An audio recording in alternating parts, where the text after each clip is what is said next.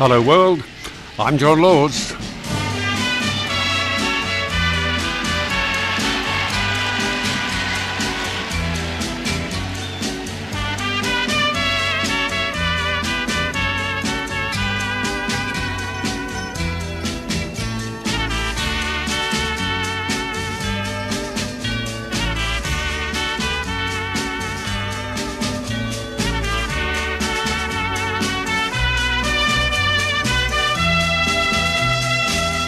What's on your mind, Australia? Give us a call, tell us all about it. 1300 56 4652 is the number that you dial. If you'd like to send a text message, 0458 049 209 is our text number. On this Wednesday morning, it is the 30th day of March, and a little useless information to start the 30th day of March. A study in India has determined that wives are better at listening to their husbands than husbands are listening to their wives. Because they're keeping the dream alive. So what's new? 1300 564 652. Wednesday morning, as I said, March 30, and the Treasurer, Josh Frydenberg, has handed down his pre-election budget, with the Morrison government trying to show its sharing and caring side. The budget is very much aimed at demonstrating compassion, it seems to me, with a number of medical treatments to be subsidised and underwritten, including a very expensive breast cancer drug, which has now been added to the pharmaceutical benefit scheme, which is great for the ladies that suffer. You know, when you look at the budget, it's just about everybody's a winner, and there's hardly anybody who could be declared a loser under this spending spree, and that's what it's seen to be by many. The debt figure is eye-watering, forecast to reach $1 trillion. The debt and deficit argument has always been a very powerful weapon for the coalition, but in the wake of the COVID pandemic, the budget bottom line looks very, very sick and sorry, I think. There's significant relief at the petrol bowser, with the Morrison government going further than expected, cutting the fuel excise in half as a temporary measure. There is a one-off $250 payment for concession and card holders such as aged pensioners, and in a sign of the strengthening economy, the unemployment rate has tipped to fall to 0.375%. That would be a 50-year low. Bolstered paid parental scheme will allow parents to split 20 weeks of paid leave, while single parents will be able to use the full 20 weeks for themselves. The hard sell now begins for the government, and there's every likelihood that Scott Morrison could call the election come Sunday with a visit to the Governor-General. It seems almost certain that May 14th will be the polling date, with part of the April being dominated by Easter and Anzac Day break, coupled with school holidays in most states, including New South Wales, I might say. Residents in the northern New South Wales area, they've been ordered to evacuate this morning. God, when are they going to have enough of that? Fresh order for the Lismore CBD and Kyogle overnight. Ballina has received more than 300 mils of rain. These poor people, raising the fears that yet more flooding will take place, with the reality that many Lismore businesses are going to be inundated yet again, even as they continue the clean-up from the floods a month ago. It's awful for these people. It really is awful for these people. Show some sympathy towards them. They're still in the middle of that last clean-up, and now they're faced with renewed disaster. Some business owners in Lismore have only just managed to reopen for a week, and now they're dealing with a flood emergency all over again. This time the warnings for fresh flooding are even more severe too, given the widespread nature of this weather event and the amount of rain that's been falling. It's been amazing. COVID cases are surging in schools across Sydney, with many principals now taking proactive steps by encouraging the wearing of masks and asking students to return to the regular regime of rapid antigen testing. There's only a week or two to go until the school holidays in New South Wales, and there's going to be that will at least serve as a pretty important circuit breaker into the Easter break. More than 50,000 fans and celebrities are going to be at the MCG this evening to farewell Shane Warne at his state funeral. Coldplay frontman Chris Martin, Elton John are expected to perform at the tribute, with Shane's father Keith Warne saying the star bowler would be absolutely stunned by the extent of the send-off. It's going to be an emotional service later this evening, but just like Warnie, it's bound to be great entertainment as well. Sporting royalty is jetting into Melbourne, although one notable absentee will be the Victorian Premier, Daniel Andrews. He's now in isolation after recording a positive COVID test. The latest revelations from Sydney Star Casino have prompted senior New South Wales Government Minister Rob Stokes to question the future of the casino in Sydney. You know, it's all too late now, isn't it? The bloody things are here to stay. But the problems for Crown and Star highlight that they both have a long way to go in redeeming themselves in the eyes of the general public. And the security agreement between China and the Solomon Islands has highlighted the growing concerns that China poses to Australia's security in our region. And as I've been saying for more than a year, we've got to watch China. In sport, in cricket, Australia has beaten Pakistan by 88 runs in the first of their one-day internationals. Adam Zampa has taken 4 wickets. Travis Head scored a century at the top of the order to set up victory. The Socceroos have played out a dead rubber against Saudi Arabia in their World Cup qualifier this morning. Japan and the Saudis have confirmed their place in Qatar, while Australia will have to do it the hard way, but will do it. And in the NRL, Newcastle Mitch Barnett has been suspended for 6 weeks for his elbow on Penrith Chris Smith. It's a big blow to the Knights. So early in the season, that makes it worse. Well, there you've got it. That's a bit of what is on my mind. I'd like to know what's on yours, and to tell us, well, all you've got to do, pick up the telephone, dial the number 1300 5646 52.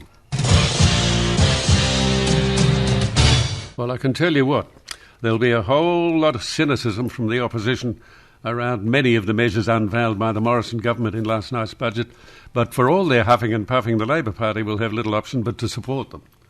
And they really will. It's easy to say the Morrison government has gone on a vote-buying spree months out from an election, but the reality is that in a 3-year electoral cycle, you only get the chance on a tough budget, and you only get one chance, and that's your first one. And, of course, there's always the risk that you can take the tough love too far, as Joe Hockey and Tony Abbott discovered in the 2013 election. The images of Mr Hockey and Matthias Cormann enjoying a cigar in the parliamentary courtyard after taking the axe to all manner of spending programs will remain as a public relations absolute disaster. For the Morrison government, this term in office has been defined by its response to the COVID pandemic. That's pure and simple. And there's not a government around the world that's been able to avoid throwing money at restarting economies after the dramatic lockdowns to stem the spread of the virus. And while the various strains of the virus remain, and they do remain, the prospect of lockdowns and stay-at-home orders are but a distant memory now. It's easy to forget that even in New South Wales, people were under stay-at-home orders for months on end. For many people who were able to do so, working from home has become part of their working life, and they want to keep doing it. Many frontline workers had no option but to set themselves for COVID regularly and make sure that they tested thoroughly and brave the spiralling case numbers. Yet it hadn't been easy for a couple of years, and what has helped feed into a debt figure that is approaching $1 trillion, that's an eye-watering amount of money. But when the arguments on debt and deficit are made, the difficulty for Labor is that it's likely to have spent even more money stimulating the economy, because the economy needs to be stimulated. Wages growth is forecast to rise under the budget, while the jobless rate is tipped to fall to a 50-year low. And maybe the most important number of the two-party preferred vote is that. I mean, that's got Labor a mile ahead on 55 points to 45. So they're a mile in front. And Prime Minister Scott Morrison has got a month and a half to turn that around if he's to remain in office. Can he do it in a month and a half? I wonder.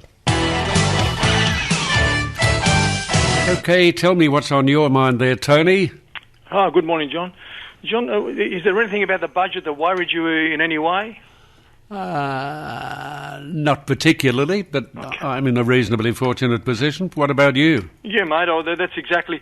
They put aside $666 million to bring 16,500 Afghans into the country.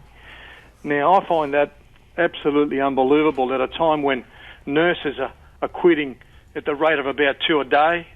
You've got bushfire victims that still are waiting, for their houses to be rebuilt, and they're waiting for some help. Then you've got flood victims that are putting their hands out for more help and they can't get it.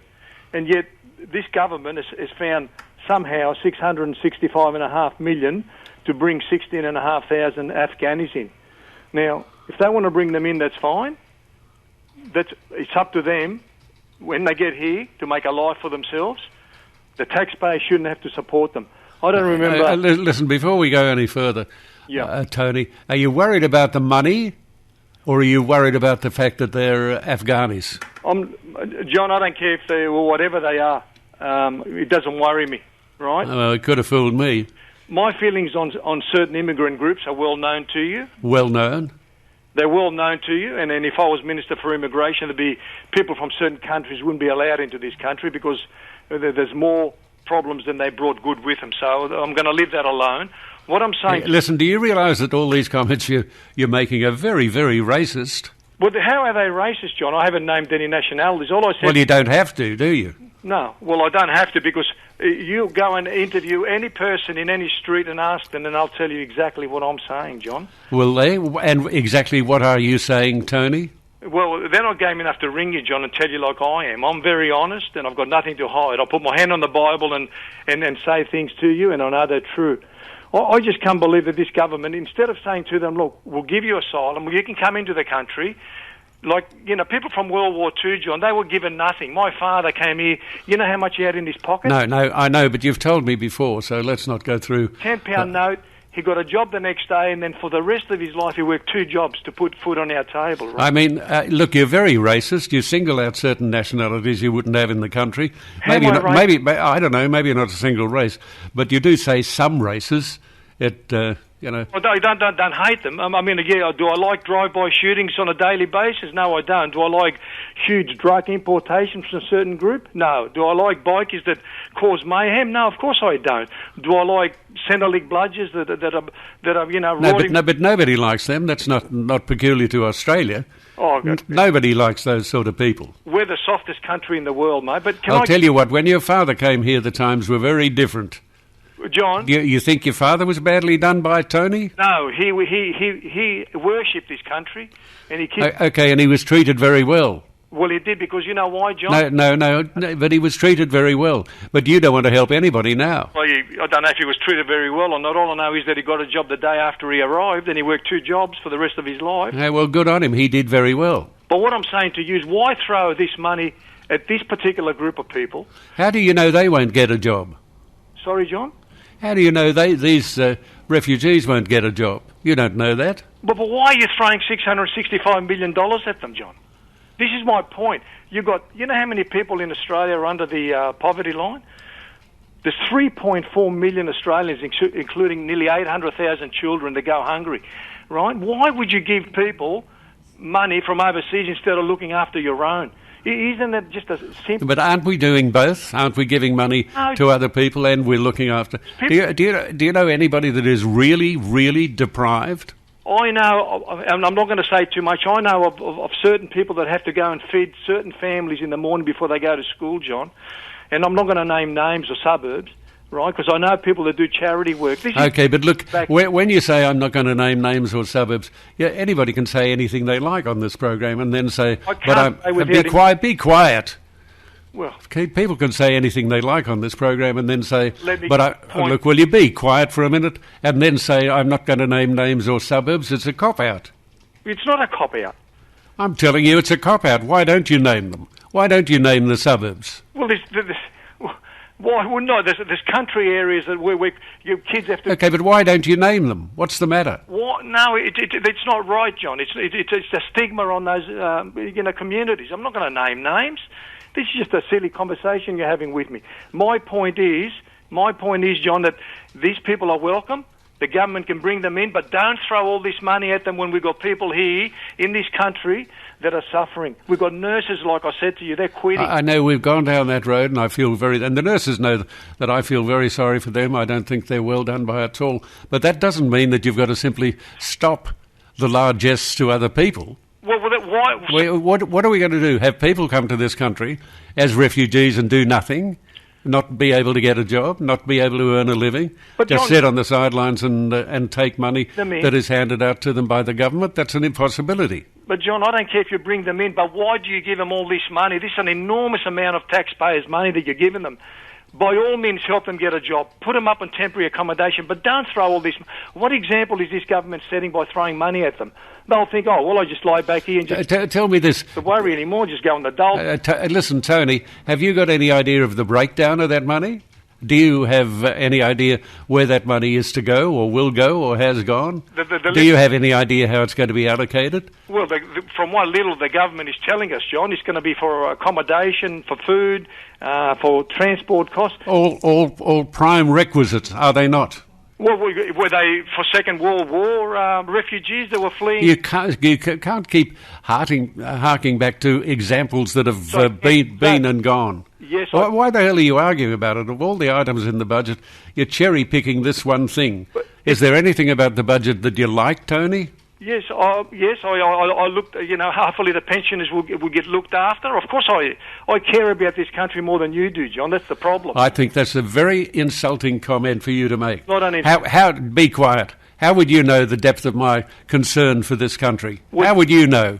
What do you think I talk about every day? What do you think I do when I talk about keeping the dream alive? I talk about the dreams that we should have in this, the greatest country in the world, and I call it the greatest country in the world on a regular basis. Tony, I don't like you. Go away. Okay. 1300 564 652, our telephone number. If you'd like to give us a call, tell us what's on your mind. Andrew, are you there? Yes, good morning, John. How are you? I'm okay, Andrew. Thank you.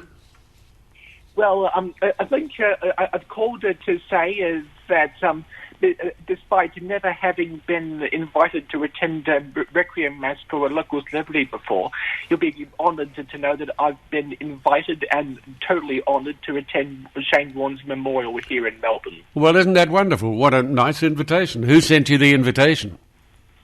Well, I've got two friends, and they had a spare ticket, which they thought that I should have. I see. So your friends gave you the ticket. What nice friends you've got. Except it's a funeral. I'm blessed. Yeah. Pardon? I don't know that. I wonder what it's going to be. I don't know what it's going to be, a celebration, or is it going to be depressing? I would think it'd be a bit of each. I really don't know. Yeah, a bit of half, I would say. Yeah, I'm not crazy about funerals at the moment. Yeah, I know. Anyway, there you go, Andrew. I hope you have a wonderful day. There'll be a hell of a lot of people there. Yeah, I can imagine they will, John. And it'll be a great tribute to a great sportsman, and he was a great sportsman. There is no doubt about that. Totally.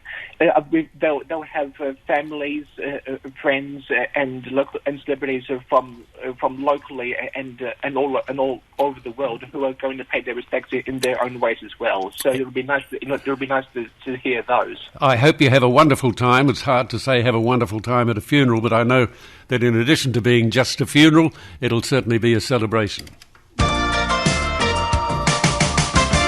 Look, I've got to tell you that I'm rather loath to speak about this bloody budget. I find it exceedingly boring, and I can't stand the bickering between the major parties that will ensure over the next few days they will be going and going and going and going. Treasurer Josh Frydenberg gave his budget speech to Parliament last night, and the opposition will give now its budget speech in reply, which will no doubt trash the entire budget. It's unbearable. It really is unbearable. I mean, if Anthony Albanese could give credit where credit is due rather than complain incessantly, I think people would care much more about what he's got to say. But he is in opposition, so he's got to complain about what they're doing. That's sort of part of the job. One area where the opposition should give the government credit, and Anthony Albanese should listen to this, is in the first home buyer scheme. Young people hoping to break into the property market, which is a tough thing to do, but they are the real winners in this year's budget, and they are. The scheme already exists, but it's being expanded so it can be taken advantage of by more people. The first home guarantee scheme will double to 50,000 places this year. That allows young people hoping to break into the property market to buy a home with just a 5% deposit, with the government underwriting the remaining 15%. I just hope that it's not going to make it so easy that people are going to get in there and find themselves out of their depth. You know, the government underwriting 15% is pretty generous. Most banks require at least 20% deposit. Otherwise, purchasers have got to pay an additional $15,000 to $32,000 for what is known as mortgage insurance. You know, their eligibility requires it's got all sorts of requirements that can present difficulties in the application process.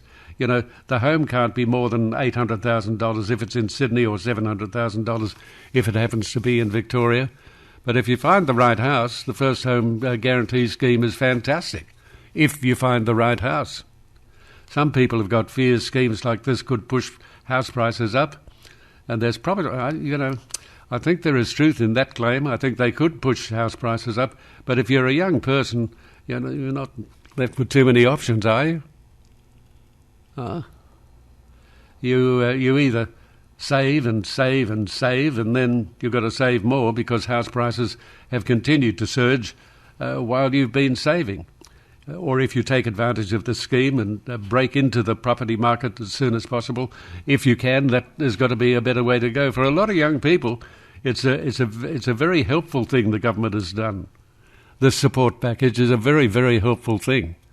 You know, and I think that's most important to take in mind. I mean, it's easy to criticise, but don't just knock for the sake of knocking.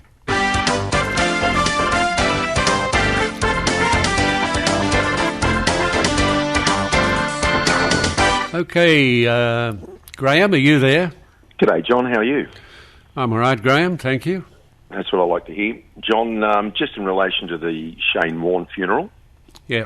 I was very happy to see you describe him as a great Australian sportsman, and not as a great Australian. I don't have any problem with Shane Warne, and he deserves the send-off that he's getting from a sporting point of view. But there's been many great Australians that haven't received that. But Warney, obviously, through his sporting exploits, has deserved it. But I think we should stop short of calling him a great Australian and just leave it as a great Australian sportsman. Is there that much of a difference? I think so. He represented Australia. He did Australia proud. He was a character for Australia. He was, he was not always a good boy. He was rather a typical larrikin in the Australian sense of the word. No, I think, no.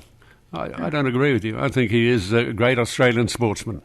No, I agree. He is a great Australian sportsman. I just think in the context of people, stopping short at sportsman and just calling him a great Australian, I don't know whether he is a great Australian. I don't have any real problems with him, but there's been various things throughout his life that I'm sure that he had them over again he wouldn't have done. And I don't think... Maybe, I don't know, but maybe. Yeah, I just think besides what he did on the sporting field, which was outstanding, I've got no problem. He's the best bowler probably the world's ever seen. But there are a number of skeletons in his closet that a lot of great Australians wouldn't have had. That's true. So that's only my opinion. I'm not denigrating Warney at all and what he's going to get tonight. Fully deserved at the MCG, fantastic, and a service at the SCG as well. And I hope he gets the send-off he deserves as a great Australian sportsman. Well said, Graham. Thank you for the call.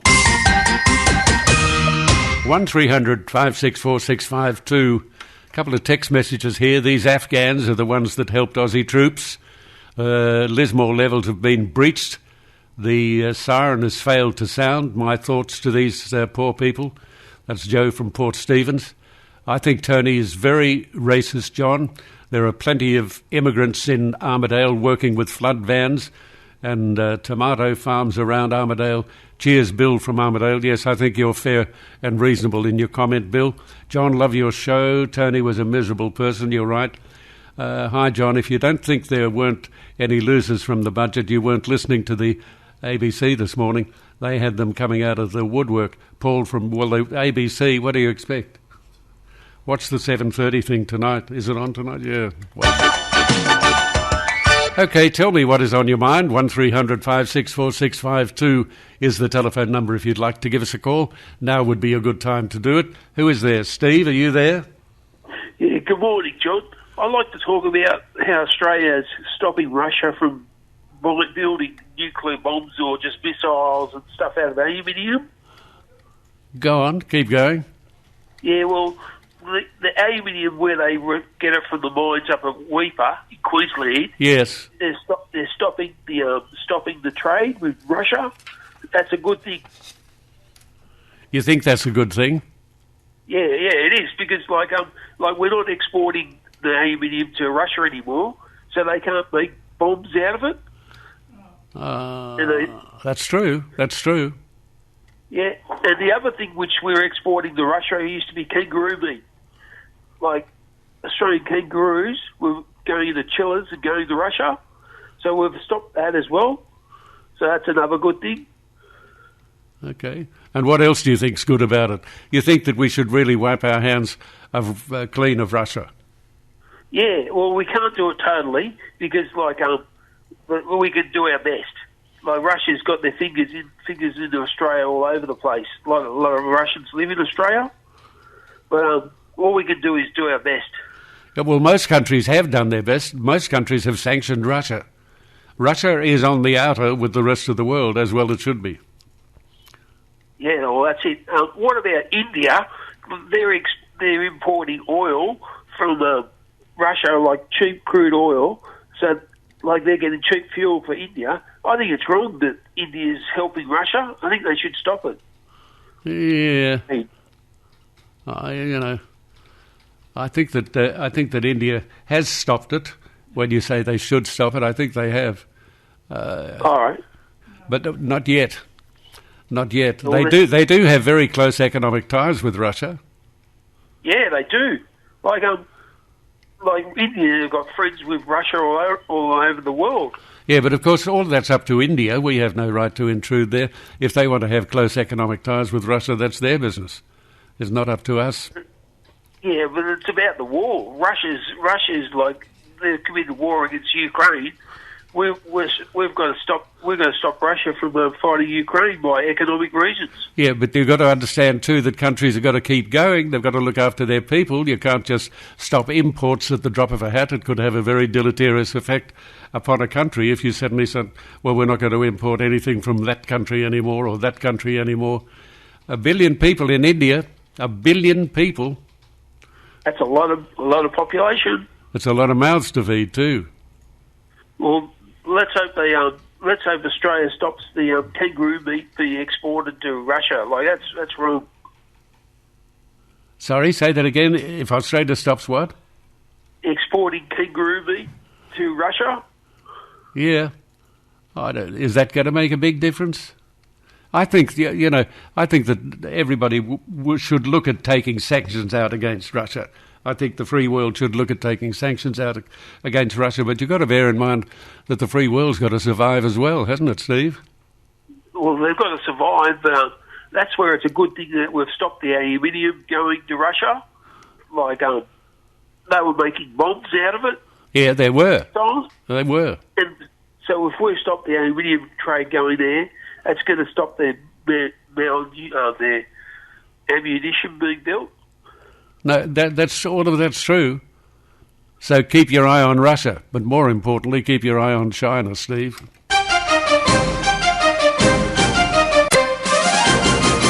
Okay, tell me what is on your mind. If there was one thing Australians were keeping an eye on during Treasurer Josh Frydenberg's budget announcement last night, it was the government's plan to handle rising petrol costs. Now, the demand for cut of these fuel excises, the tax used for road infrastructure, was the favourite amongst armchair experts, though I've had my doubts that it was the best measure to tackle at the time. But public sentiment was obviously too strong to ignore, and Mr. Frydenberg has followed through.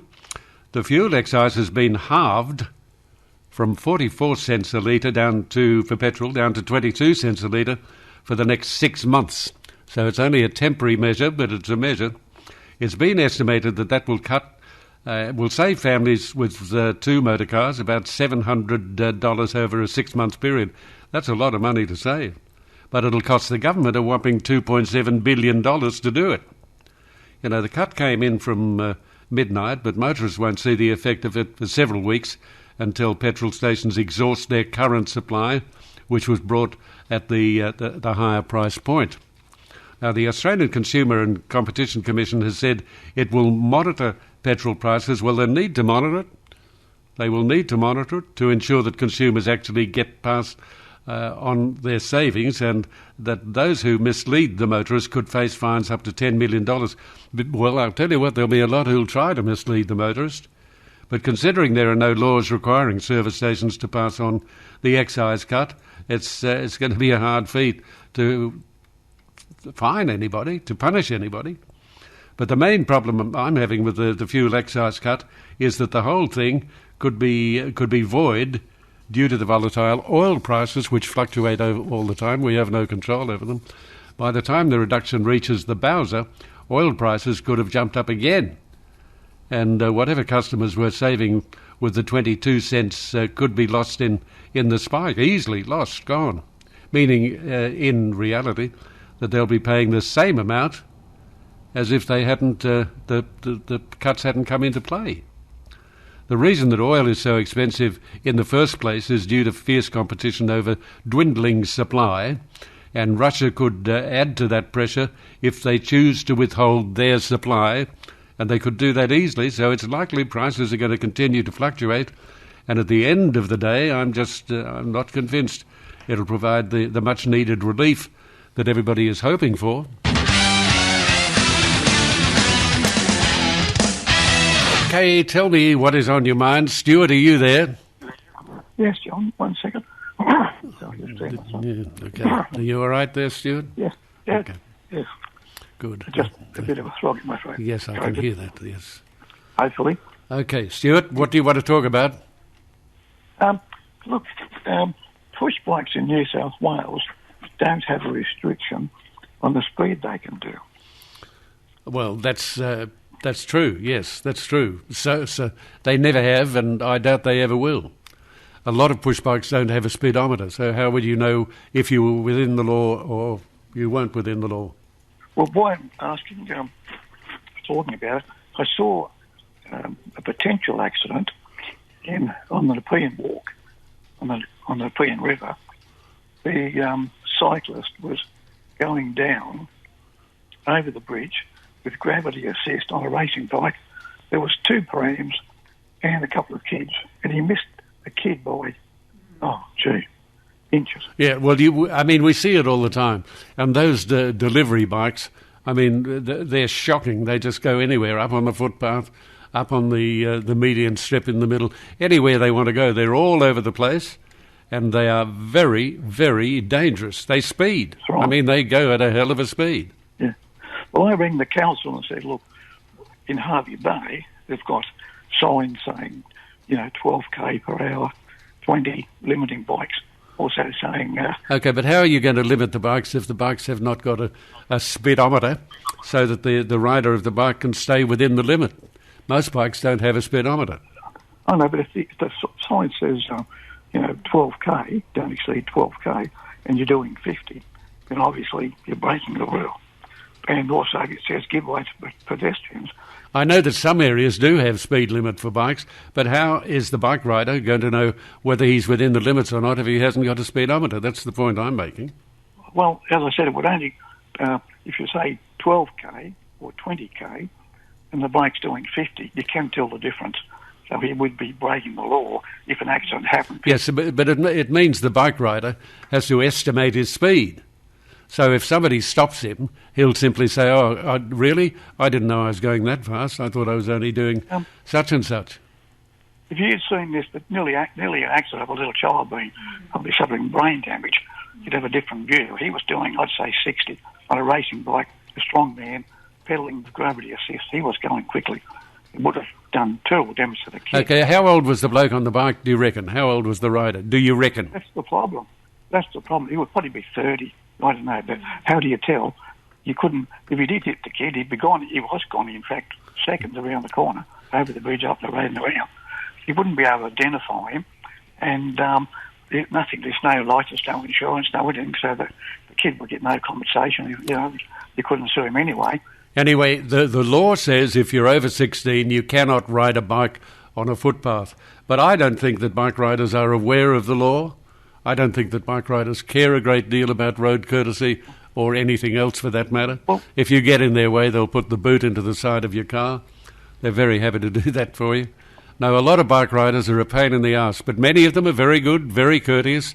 I have found a number of very courteous ones in my very short drive to work. Many very courteous ones that'll let you in to a lane when you're having difficulty getting in there. So I think, you've got to give and take. Some are good, some are not good. It's the way of the world. 1300 564 652, our telephone number if you'd like to give us a call. And speaking of the world, it's beautiful. Yeah, I love his voice. He drives, doesn't he? Love it. Ray Stevens, everything is beautiful in its own way.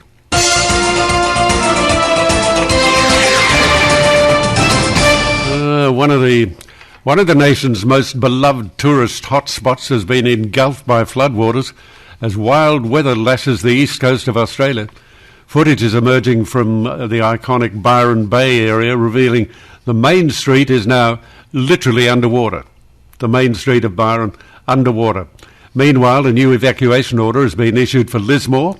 Residents from the CBD, Lismore Basin, East Lismore and Garrards Hill, they have been told to leave and leave immediately, so nobody's messing around. Experts warned earlier that the levee could be breached this morning.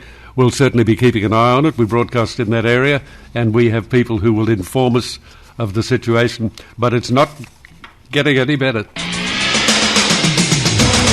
Give us a call and tell us what's on your mind. Dearest John, I found this article in Monday's Daily Telegraph, page 10, and I knew it would spike your interest. An artist called Harriet Gillies has been granted a $50,000 government grant, for an experimental performance lecture which will end with Harriet getting naked and putting something in her butt. Sounds delightful. I kid you not, I'm writing this word for word as printed in the Telegraph on Monday. What's going on? Why can't this money be spent to help the homeless people or underprivileged children? Well, you're right, why can't it? Beverly Rolling, is it in Turmina? Beverly, I don't know either. Sweetheart, I'm as bewildered by it as you. How extraordinary. An artist called Harriet Gillies. Who cares about... Has anybody ever heard of Harriet Gillies? And after this, she's been granted $50,000 government dollars for an experimental performance lecture which will end with Harriet getting naked and putting something up her butt. Now, I'm quoting there directly. Who wants to see that, for God's sake? Can we find a photograph of this Harriet Gillies and her butt? Who wants to look at that kind of thing?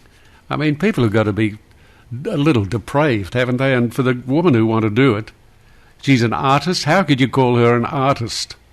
Picasso was an artist. Van Gogh was an artist. How can you call this stupid woman an artist? See if you can find this. Get hold of Beverly Rolling in Turmina. And see if we can find this woman, this person who's going to stick something in a bottom and call it art. Damned if I can work that out at all. 1300 564 652 if you'd like to give us a call and tell us what's on your mind.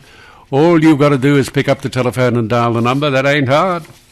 1300 564 652. Or if you want to send a text message, that's okay. You can do that. The text number is 0458 049 209. Life's not so tough when there's Lawsy. He's good news to me. He can take a problem and turn the problem into opportunity. He plays my kind of music and always has a special tune for me. He talks my kind of language, and sometimes he'll even croon for me. He's the voice of Australia you can trust. He keeps you going when the going gets tough. I've got Lawsy talking to me. Lord's he talking to me. He's a fighter, he's a skiter, a sentimental blighter. Oh, what a feeling. Oh, what a feeling when Lawsy talks to me. OK, we are into the second hour of the John Laws Morning Show. The Treasurer handed down this year's pre-election budget, as you know, last night. And coincidentally, it's all anybody wants to talk about. But it seems the only way people can talk about it is politically. I don't care about the politics side of it too much. The opposition will give their budget in reply speech, which will likely rip the coalition's financials to shreds. You know, the politicking I could do without. I just want to know whether it's good for the people. A good budget, bad budget, what is it? And a person who can hopefully tell me that is AMP's Capital's chief economist, Shane Oliver, who joins me on the line. Shane, good morning. Good morning, John. Thank you very much for giving us some of your valuable time. My pleasure. Thanks for having me. A pleasure. Listen, politics aside, is it a good budget? Well, as with all of these things, economic, it depends on how you look at it. It does provide help for people who are maybe doing it tough because of higher petrol prices and, of course, the increase in the cost of living. There is payments for low and middle income earners. They'll be increased by $420 when they put their tax refunds in. And there's also a $250 one-off payment to pensioners and other welfare recipients. And on top of that, of course, we're getting a reduction in fuel excise of about 22 cents a litre, or of, in fact, 22 cents a litre, which means you should see the average price at the Bowser go down by about 22 cents a litre. Will that happen, though? Well, that's the big question. Companies can always pocket some of the savings. The government has asked the competition regulator to make sure that it is passed through, though. So I suspect that whichever way you cut it, we will get some reduction. The problem, of course, is that a lot depends on what happens to the world oil price. If it keeps going up, then it could be offset fairly quickly. By the same token, if the oil price falls, as it has in the last few weeks, then we may see a bigger reduction in the petrol price. So it remains to be seen on what happens on that one. But so if you've seen an increase in your cost of living, yes, you will get some help here. Some money has been pumped into the economy to provide that. I guess the flip side, though, is if you've got a mortgage and you worry about the Reserve Bank raising interest rates, the Reserve Bank might look at this and say, well, we're getting all this extra money pumped into the economy. That's going to add to demand, add to inflation, and therefore they may have to raise interest rates by more once they start raising rates later this year. You're very good at what you do. You happen to be the chief economist for the AMP Capital, and obviously you know what you're about. But is there anything in this budget that surprised you? Because you've looked at a few and you'd certainly keep your eye on the economic situation in the country as a constant. Has it surprised you? Look, I must admit it does surprise me. It does a bit remind... I know we got into this thing last time we talked back in the Paul Keating years of the 1980s. He often used to pull a rabbit out of the hat. That's right. And the rabbit out of the hat was that the budget deficit number was lower than everyone was expecting. And, of course, they have done that.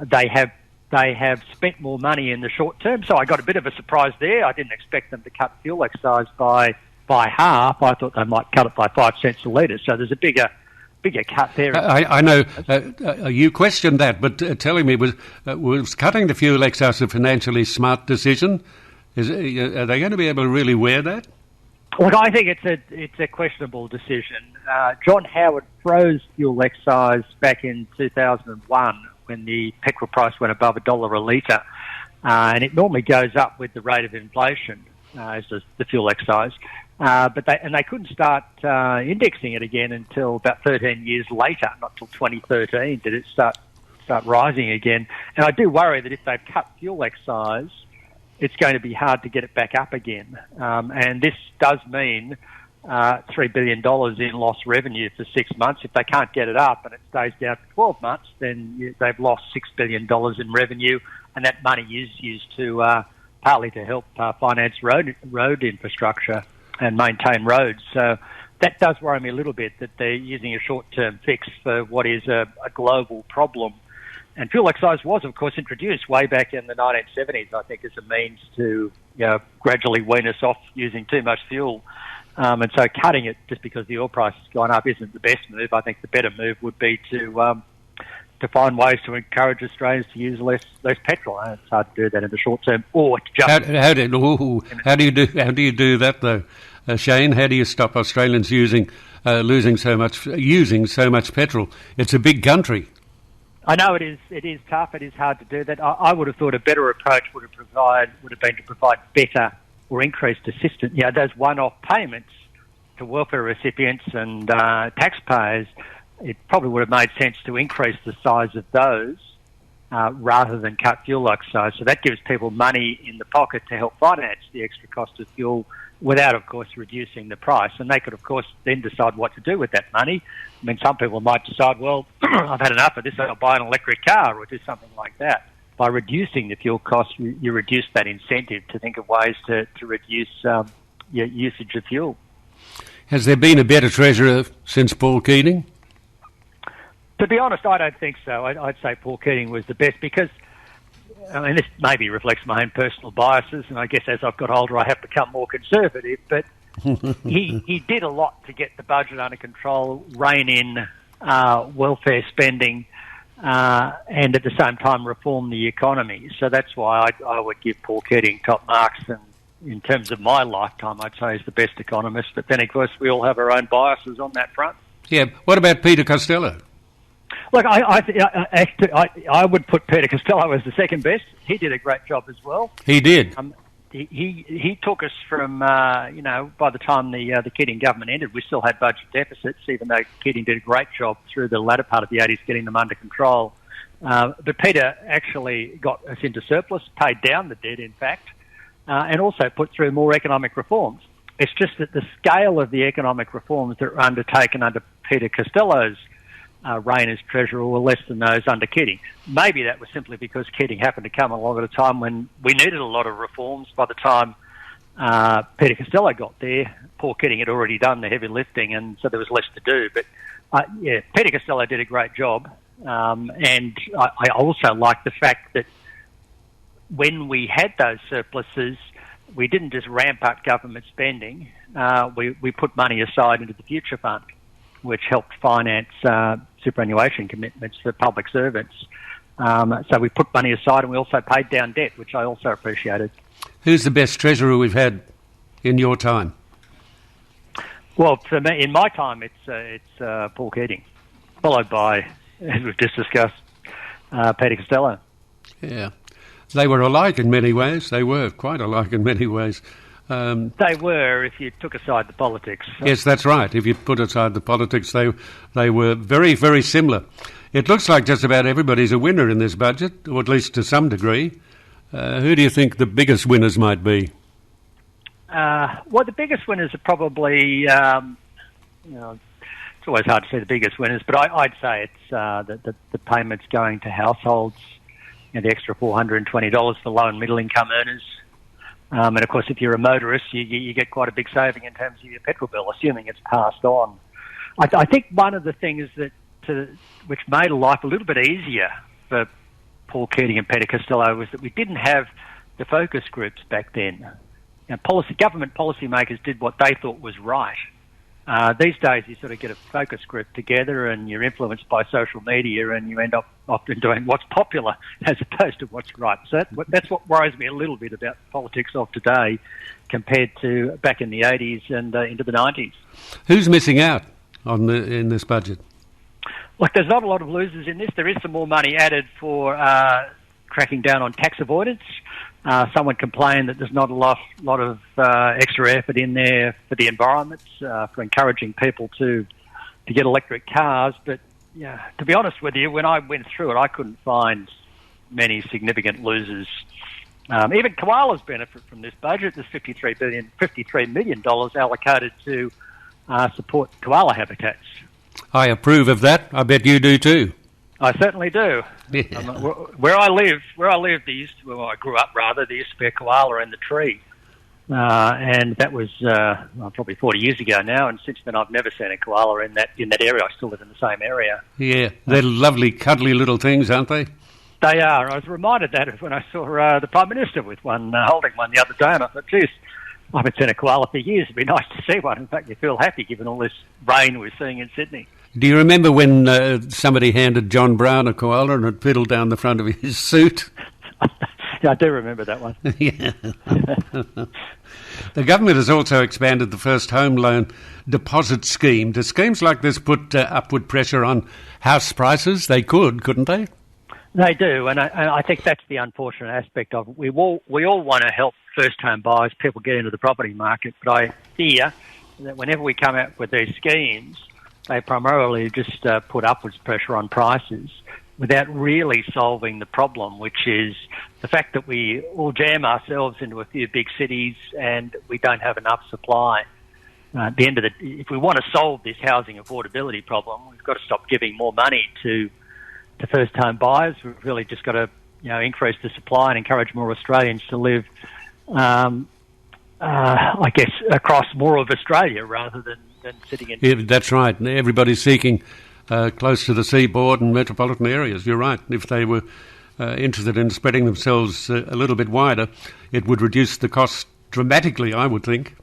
It certainly would. And the US is an example of that. I know prices are high in the massive cities of New York, San Francisco and Chicago, but there's so many cities in America connected by a fantastic infrastructure network, a million or less, but those cities see very cheap housing. Typically the ratio of a house price to average income is like 3 times. In other words, if you could put all your income into buying the house, nothing else, within 3 years you'd own it. In Australia, that ratio is typically, or in Sydney it's around 12 times, and on average in Australia it's around 7 or 8 times. So we have very expensive housing, but America has managed to make life a lot easier for homeowners by setting up fantastic infrastructure and allowing more, or making it feasible for more Americans to live away from the big cities if they want to, and in the process they've got far more affordable housing. Okay, so Shane, in summary, is it a good budget or a bad budget? That's a tough one. I give it 5 out of 10. It's going to make life a little bit tougher in terms of the Reserve Bank managing the economy, so there's money going to people there to handle the cost of living increases, but it is going to make life tougher for the Reserve Bank. That will put upwards pressure on interest rates, so that bit worries me. But I do like the fact that they have seen a stronger economy. We have protected Australians reasonably well through the COVID period. That has meant a rebound. That in turn has meant that the government's been able to project much lower deficits in the years ahead. That's the Paul Keating aspect, much lower budget deficits in subsequent years. So that's the bit I like. It's just that I do worry that the extra stimulus will put up interest rates further. Yeah, we don't want that. Okay, it's been very good as usual, Shane Oliver. We'll have to make sure we don't wait so long to talk to each other again. I enjoy talking to you, and I know the listeners enjoy what you say because you simplify it. You use layman's terms which we all can understand, and I thank you very much for your time. Good to talk to you, Shane. Thanks a lot, John, and it's great to talk to you too. I've been listening to you over all these years, as I mentioned first time we had a chat a few weeks back, and it's great to finally talk to you. Well, I'm glad that you enjoyed it because I did, and we'll get to talk to each other again. Thank you very much for your time, Shane. Thanks, John. Okay, bye. Good song. Passionate Kisses from me. Yeah. It's Warren Beatty's birthday today. Do you care? He's 85. Yeah. According to his biography, before he married Annette Benning, he bedded 12,775 beauties and Carly Simon. Yeah. Who keeps count? Is that possible? Well, I'll have to say yes.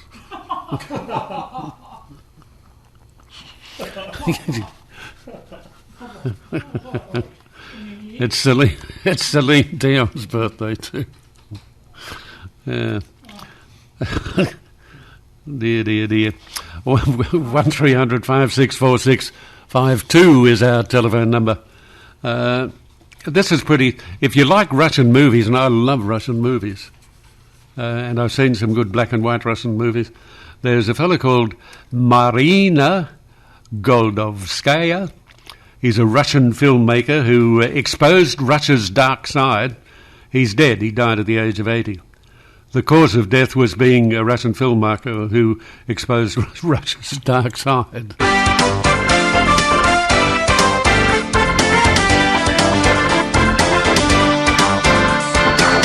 1300 564 652 if you'd like to give us a call, tell us what's on your mind. All you got to do is pick up the telephone, dial the number, and you will find us there, as Richie has done, I think. Richie, are you there?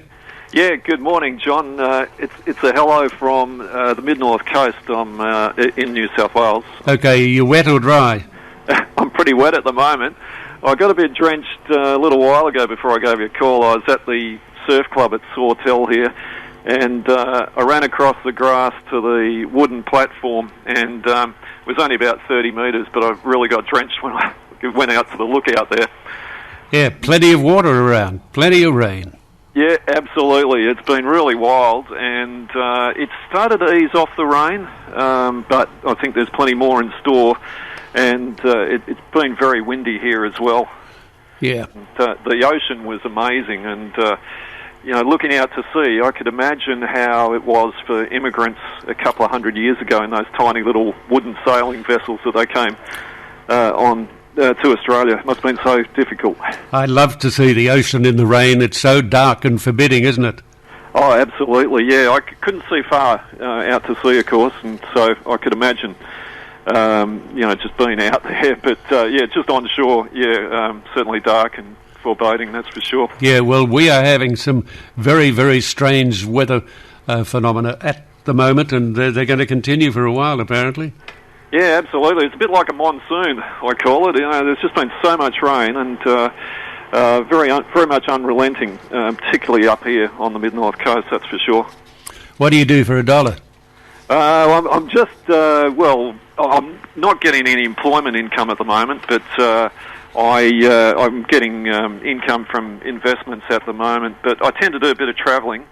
And last year in the wintertime I was up in Queensland and doing a big sort of circuit up there and looking at a bit of family history as well, which made it very interesting. But certainly with this cut in the fuel excise, it being cut in half, that announcement in the budget to make fuel costs a little bit cheaper, I do think that will be a bit of a shot in the arm for the tourism industry, I think, this winter. I'll tell you what the tourism industry can do with a shot in the arm after all this pandemic and upsetting influences that have existed in the last little while. Queensland suffered, yes. Yeah, absolutely. Yeah, some operators were finding it pretty tough at times, even though there was a lot of people who did manage to get up there last year. So I just hope that with some of them, if they have been if their businesses have been teetering on the brink, that this might sort of help them with some of the travellers hitching up the caravans and heading north again. We can only hope. That's all we can do, Richie. Anyway, I appreciate your call. Take care of yourself now. We talk about the heartbreak for residents in the northern New South Wales area, but I can't imagine the heartbreak. I really can't imagine it. These people have got to be feeling it after being battered yet again by extreme weather and flash flooding. Yet again, the SES has issued multiple evacuation warnings for northeastern areas of the state. Residents in Lismore are being told to evacuate now. And Ballina is already inundated. Ballina received about 100 millimetres of rain in a single hour overnight. We've got the local member, Tamara Smith from Ballina, on the line. Tamara, good morning and welcome to the program. Good morning, John. Thank you for giving us a little of your time. You're the local member for the area of Ballina. I spoke to you, I think, last month about the floods, and I'm going to ask you exactly the same thing again. What's happening? How are you coping? Look, it's absolutely cruel and devastating, and we've got new areas flooding, John. We've now got Byron last night, it was over a metre, and so all the businesses in the CBD will be affected, and also Suffolk Park. So, unfortunately, and all of the previous areas 4 weeks ago that were hit are now hit again. So it's just devastating for people because, as you may or may not know, listeners may not know, people have had to Guernsey out all the mud of their properties, and now that's just going to all happen again. Oh, dear. I've seen pictures of people trying to clean up the mess And as you say, it's now going to be a repeat performance. They've got to clean it all up again. Yeah, because, I mean, the thing is, like, 4 weeks is quite a long time, and people have, you know, if you don't get that mud out straight away, it becomes intractable, and so it's just cruel, and, I think our whole communities have got PTSD about, it's sort of, and the language about 1 in 100, I mean, this is 2 in 4 weeks, it's definitely shifted to these kinds of East Coast lows and what they mean for us. Yes, exactly. How high is the water in Ballina at the moment? Is in the worst affected areas? Is it really very high? No, it's not high yet. Luckily, what I'm told is that the last time it coalesced with the very high tides and king tides, so we don't have that. But unfortunately, the SES in command down here, there just seems to have been some mixed messages. I know in Lismore there was an evac order yesterday and then it was reversed. So people, you know, I think people are just very, very confused. And, you know, it is a confusing time. What is good, John, is that there are, you know, over 1,000 rescue personnel on the ground. So we won't see that horror of people not being rescued for hours and hours. The last thing you need is confusion, and people not knowing which way to go, where to go, or what to do. So confusion, it needs to be eradicated as quickly as it possibly can.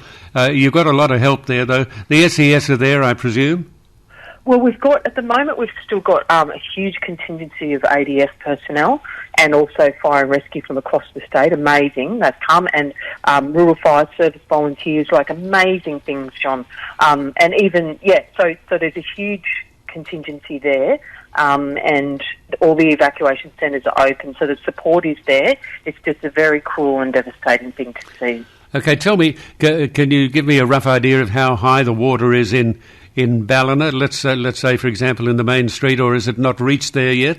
Yeah, it's definitely in. I've seen photographs. It's definitely there, and looks like it's just below shop levels. So it's probably less than a metre at the moment, and it's just a waiting game. But I know that West Ballina is definitely inundated, and houses, and also they've just issued another evacuation order for Wardell, which is really, really sad because Wardell was so badly affected. Dear, dear, dear. These people don't get a break, do they, Tamara? No, they don't. Yeah. How do you tell somebody who's just fixed damage caused by last month's flood that they need to evacuate again due to more flooding? I mean, some of them are going to want to give up, aren't they? I'm amazed at the spirit of optimism that people have. They constantly say to me, oh, no, so-and-so is much worse off. I think that people will rally. It's later when we're going to see those mental health impacts. Due to the fact that Ballina did go through a similar situation last month, do you think the residents were better prepared for this time around, or did they think, no, it couldn't happen again? No, I think that people have evacuated without hesitation this time. And I think that's how it will be the way of the future, John, that they know that humans were fallible, and so even those Bureau of Meteorology predictions are blowing out. So I think that people will just have to evacuate as a matter of course in the future. Have the state and federal governments been as supportive as you would like them to have been? Look, yes and no. Yes, in the sense that they have now, they've put $2 billion into recovery. I think there's just gaps in terms of rescue, and that's a bigger picture about the gentrification of our area and a lack of volunteers and things like that. But the Bureau of Meteorology, and from the outset, didn't declare it as an East Coast low a month ago, and that confused people. So I look forward to an inquiry where our community voices can be heard. I wonder why they didn't declare it as it should have been declared. Look, I think that more and more there's a reluctance to cause undue anxiety, and I get that. But I think we're entering territory now where it's something we're going to be living with quite regularly, and that you're better off to err on the side of precaution. I agree with you, and it's better to tell the truth. Yes, agreed. Who do people call for help? SES or New South Wales Service? Who do they call? Yeah, they can call 000 if they're in a life-threatening situation. and they can call the SES for advice. And certainly, if in terms of rescue, if it's not life-threatening but they need assistance, that's the SES. Okay, they called them on 132 500, I think. 132 500. Right. And you can call New South Wales Service on 137788. Is that right? Yes. Thank you, John. Okay, it was good to talk to you, and I hope next time we talk, you're not wet. It'll be about something different. Thank you so much. That's a pleasure, Tamara. Thank you very much. Okay, tell me what's on your mind. 1300 564 652 is the telephone number that you dial. Pick up the phone, dial the number, and tell us exactly what it is that's on your mind.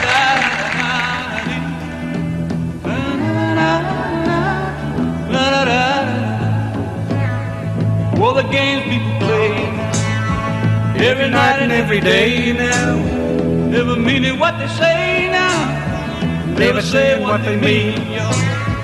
While they while away the hour in the ivory tower, till they're covered up with flowers in the back of a black limousine. Whoa, la da da da da da da da da da. I'm talking about you and me and the games people play now.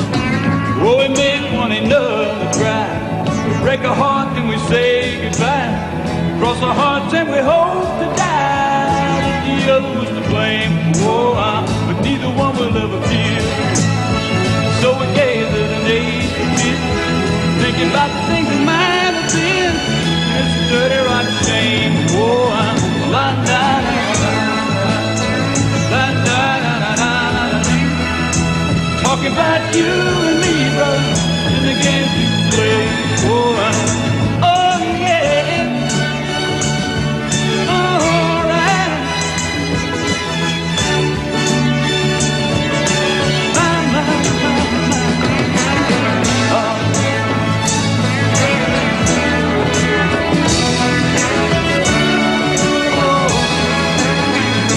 Look here, people walking up to you, singing glory hallelujah, and they try to sock it to you in the name of the Lord.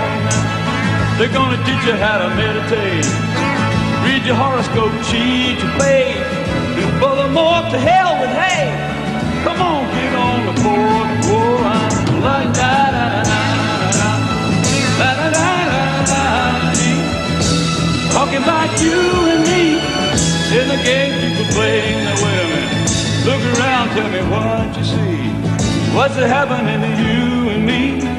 God grant me the serenity to just remember who I am. Oh, cause you're giving up your sanity for your pride and your vanity. Turn your back on humanity. Oh, and you don't give a lie. Da da da da da da da da da da da da da. Talking about you and me. The game you play, la da da da da la da da da da da. Talking about you and me, brother, and the games people play. I wonder, can you come out and play now, early in the morning? It's a terrible song, really. And the games people play. 1300 564 652, our telephone number if you'd like to give us a call. Yes, Walt Simmons from the Central Coast has sent me an email. Good morning, Ralph. Interesting comments on yesterday's show on the long-term and work avoiders on the dole. We regularly listen to Luke, and it seems to me he literally phones in from all around the country. His comments yesterday was that he would head for Queensland as it was getting colder. Just interested that you ask him something you often ask others. What does he do for a living? I don't think I've ever asked him, have I? I hate to think what the answer might be. So Walt Simmons from the Central Coast, next time I'm talking to him, I will ask him, but it'll be some evasive non-answer, I can promise you.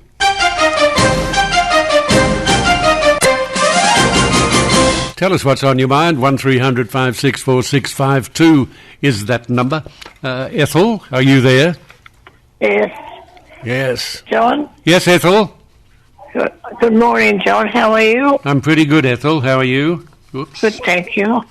John, I haven't heard you play any of those lovely French songs for a long time. No, I haven't played any lovely French songs for a while. With Edith Piaf. Yeah, no, I played Charles Aznavour the other day. Yesterday, I think I played Charles Aznavour. Oh, I didn't hear that. Must have missed it. Yeah, and I played Edith Piaf as well. Oh. So we had a big French day yesterday, Ethel, my dear, and you missed it. Okay. But I'll do another French day. I love those French songs, and I'll play one. Thank you very much, John. Bye. Bye-bye, Ethel. Sweet Ethel, just wanted to get a message over and off the phone, and I like that. Give us a call, tell us what's on your mind, 1300 56 4652. You know, it's pretty reassuring to know that when you take Arbor Vitae Joint Health, you can do so with absolute confidence. And you really can. Newly published independent research has shown the benefits of Arbor Vitae Joint Health in relieving the symptoms of, I've got the hiccups, in relieving the symptoms of osteoarthritis. And if you want more proof, you only got to look at the Arbor Vitae Facebook page where people who take Arbor Vitae are voluntarily giving their honest comments about the product. And there are plenty of them raving about it. It's got a lovely berry kind of flavour. It takes its name from the Latin word arbor, meaning life. A tree, and vitae, meaning life. So it's the tree of life to many people. In the last couple of years, it's grown from being available in 100 chemists. Now it's available, due to popular demand, of course, to over 1,200 chemists and health food stores nationwide. And now you can get Arbor Vitae at all Mr. Vitamins, Blooms, the chemists, and Terry White chemist outlets. Read the label, all that stuff. To order online or to find out the location of your nearest Arbor Vitae stockist, you simply go to Arbor Vitae. That's ARBORVITAE, ARBORVITAE.com.au. Or you can phone them. 1300 879 863 is the number. Got it? 1300 879 863.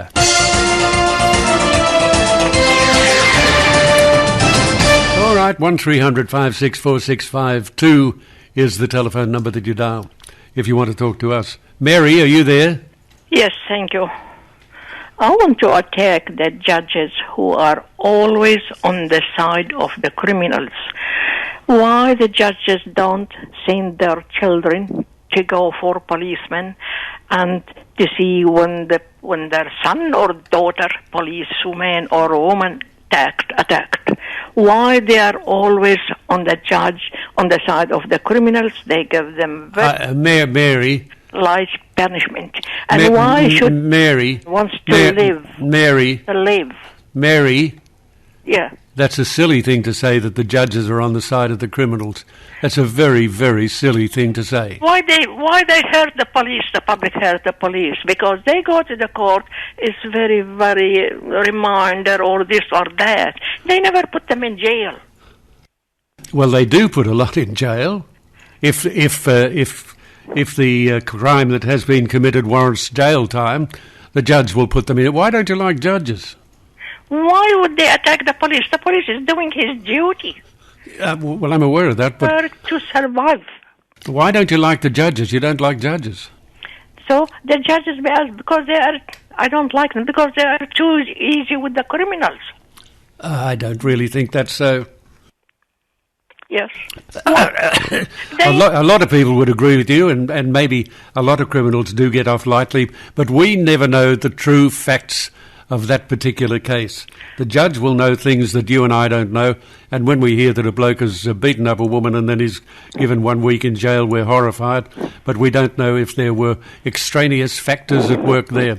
So we've got to trust the judges. I mean, if we don't trust our law, we've got a real problem. They are not supposed to hurt the policemen, women, physically or in any way. They have to be arrested. They go unarrested, and then they give their case. Okay, but what are you referring to, Mary? Which police officers were attacked? I don't know what you're talking about, really. I'm on the side of the police. Well, you should be. We all should be on the side of the police. Thank God for them. As soon as we're in trouble, we call for them. So we should all be on the side of the police. because the police are on the right side of the law. Yes, So what are we talking about, Mary? go lightly. I beg your pardon? Why the criminals go to the court? Either they dismiss the case. Well, I've already told you that because the judges know of circumstances of which we are not aware as the general public. We've got to trust the law. If we don't trust the law, we've got a real problem, Mary. OK, tell me what is on your mind. 1300 564 652 if you'd like to talk to us. Pick up the phone, dial the number. Who's there? Hunter, are you there? Hunter? Yes, John. Yes, Hunter, what do you want to talk about? I'll get to talk about Palaszczuk, but before I do, you got that email about Luke. Mate, I agree, he is the most annoying person, and he's on every show. Every show, even the sports show. Yeah, listen, Hunter, Yeah. when you refer to the Premier of Queensland, don't simply refer to her by her surname. That's not gentlemanly at all. Oh, well, Ms. Palaszczuk. Yeah, Anastasia Palaszczuk, yes, the Premier of Queensland. Anyway, what were you about to say about her, Hunter? Well, I don't know if you see much down there, but there's a lot of stuff unravelling up here about her and the government she leads. Yes. And it's becoming quite obvious that it's all fairly dodgy. Well, there are a number of inquiries going on at the moment, aren't there? Yeah, but with the arrogance of the woman, she just brushes them aside. She shuts down any question she can in Parliament, and she's got old mate Deputy Drongo standing behind and nodding his head all the time. You know, and he looks like he doesn't know where he is. Who are you talking about there? That Stephen Miles fella? Oh, what a pathetic creature. You're quite right. He looks like he doesn't know where he is anyway. No, he's just like one of those dogs on your back parcel thing that nods their heads that used to have in the 60s and 70s. The Deputy Drongo. Yeah, that's him.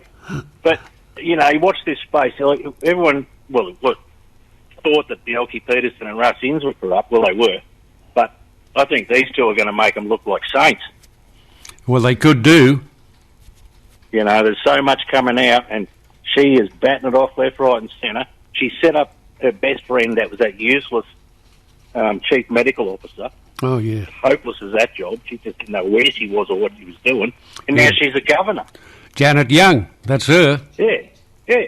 And then, look, Janet Young's the only one that can really move Palaszczuk on for any dodgy work. And that's not going to happen. Well, they're best mates. You know? So... Oh, Hunter, you're a cynic. You are a cynic. But people are queuing up, waiting for the next election. And it can't come quick enough, I tell you. Okay, would you tell me, just out of interest, you're there, I'm not, what has Anastasia done wrong? Well, for a start, she won the Olympic Games. Whether that's good or bad, I don't know, and I don't really care. But then she's anointed herself and Deputy Drongo to run them, you know. But by the time the games come along in 32, they're not going to be anywhere to be seen. You know, like, it's just insane. I know, but in fairness, they do take a bit of organising prior to the actual event. So they will be in there doing what they can do now, I presume. Yeah, I know that. But, you know, like, since they've been in government, there's no new jobs have opened up, no new mines have opened up. It's just, it's in a state of, I don't know what's the word, it's like Queensland's asleep, just sort of sitting there in hibernation, waiting for something to happen. You know, it's terrible. All right, well, you're looking on the gloomy side, Hunter, but you're entitled to look on whichever side you choose. Okay, well, anyway, that's the only comment I had, John. It was a good one. Thank you, Hunter, for the call. Okay, mate. See you later. Okay, bye. Yes, dear Mr. Laws, a Jimmy joke for you. What do you call Woolworths? What does it turn into when it's burnt? When it's burnt? Coals, yes, thank you. All that rain you guys got down there on the East Coast, can you please send it back to the NT? That belongs to us. I know you can do with it in the Territory. Dave from Darwin, I know you can do with it, bit dry. John, you won't be able to get AMP's Shane Oliver again. The ABC will have signed him up. 6 out of 10 for the budget, and Paul Keating is a hero. And John from Hawk's Nest, yes, you're right onto things, John. You're an alert man, and I think it's funny. Good day, John. Love you and the show. Need a break from all this boring budget talk, and time for you to play some more of your favourite music. Mark Knopfler, give his wonderful song, I used to, could, I don't know, it's been on the show for a little album. Okay, that's John in Canberra. Thank you, John. I'm not aware of that particular album, but I'll have a look.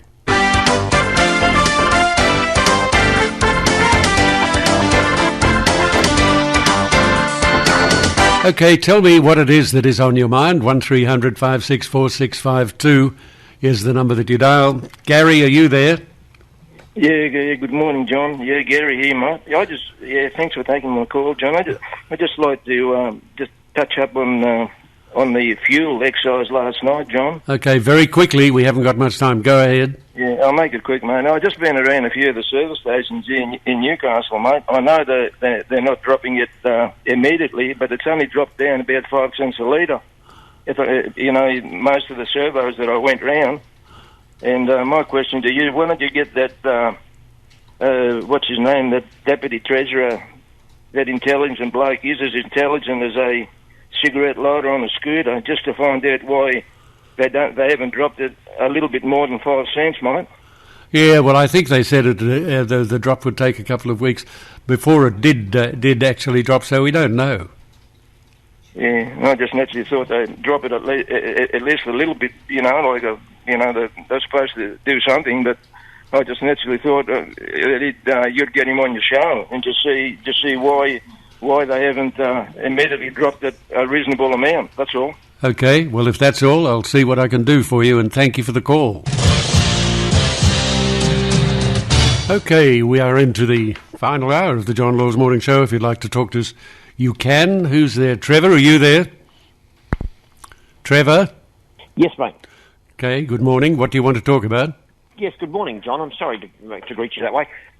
Firstly, your old mate Hunter. Mate, I've known Hunter for 20-odd years, and he always speaks the way that he speaks, and no, good on him. But the reason for my call today is we've just recently seen on the news where the Australian government's going to bring in these Vietnamese to help the farmers out. Yeah. Yes, I agree. We need some help because otherwise our farmers aren't going to grow, and we need our own Australian produce.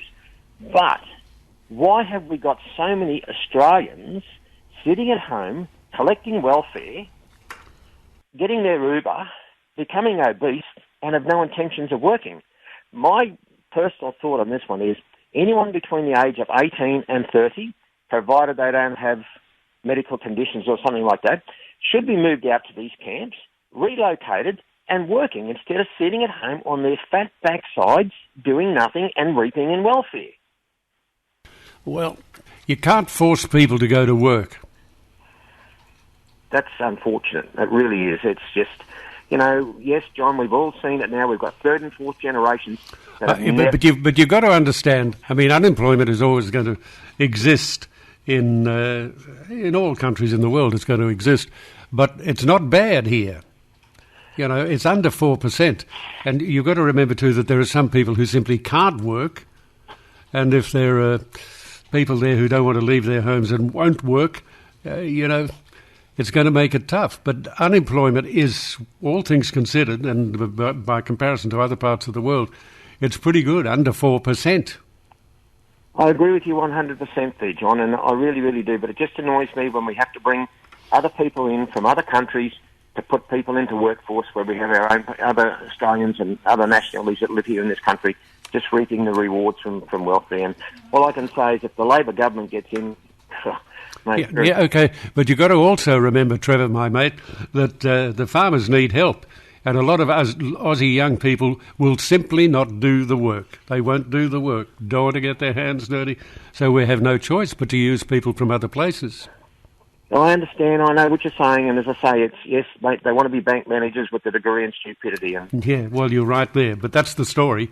And the farmers need help, and it needs to be provided. We need to have people who are capable of taking care of areas, agricultural areas in particular. Otherwise, we're going to have all sorts of strange shortages that we could do without.